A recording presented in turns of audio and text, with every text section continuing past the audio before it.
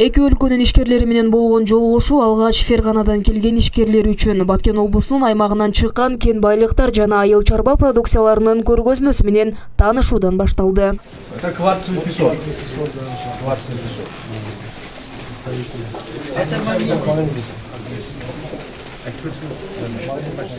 Ыйгарым укуктуу өкүл баш болгон Баткен облусунун аймагындагы 30га жакын ишкер жана Фергана облусунан аймактык соода-саттык палатасынын башчысы Отобек Атабаевдин жетекчилиги астында 23 ишкананын өкүлү келди.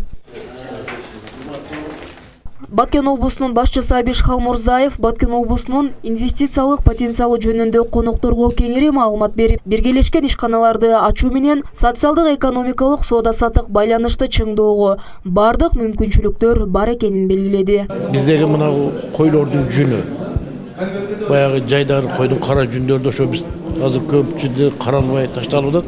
Ошого азыр бир ишкана ачып, ойлуп кийиз чыгарып, валенкелер чыгарганга деп жаган башка, анан кол өнөрчүлүк үйдөрдө килем токуганга деп азыр кошмо ишканаларды ачылат. Эми негизгиси биздики мына бизге биринчи жанагы премьер-министрдин койгон бизге алдыбызга ошо милдет кылды шелк комбинатты ачышка. В составе делегации с Ферганской области приехали предприниматели в 3 направлениях.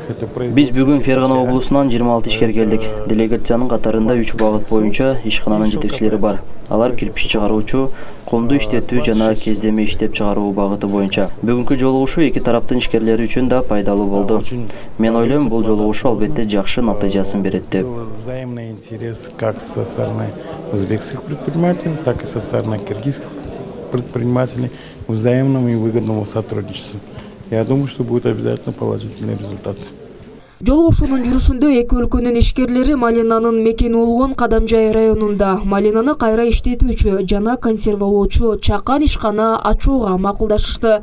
Ошондой эле ишкерлер өз ара пикир алышышты. Биз азыр бүгүн өзүңүздөр көрүп атасыздар, Өзбекстандын жеке ишкерлери менен кыргызстандыктардын жолугушуу болду. Бул максатта инвестиция тартуу, кошмо ишканалар куруп атат. Биз азыр өзүбүзгө бир партнер таптык. Бул биздеги бар кен байлыктар иштетүү боюнча, биринчи гипс боюнча, экинчиси огнеупорный кирпич чыгарыш боюнча, анан бизде бар карагат бар, ал боюнча, анан белый грибабыз бар, ак гриба деп коет, козу карын.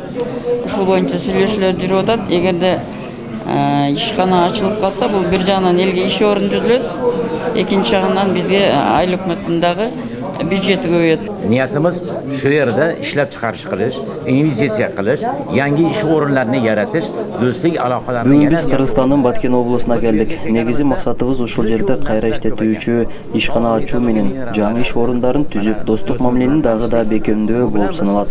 Бул жерде көп нерселер бар экен. Тоо минералдары, өмө жемиштер. Азыр бул жерден мен бир ишкер менен тааныштым. Биргеликте иш алып баруу үчүн келишим түзүп жатабыз. Малина, шабдалы, алма жана башкалар бул жерде өтүмдүүлүгү начар болуп жатыптыр. Кошмо ишкана ачып кайра иштеп чыккан соң жогорку баада сатууга аракет кылабыз. Бизди бүгүн жакшы күтүп алышты.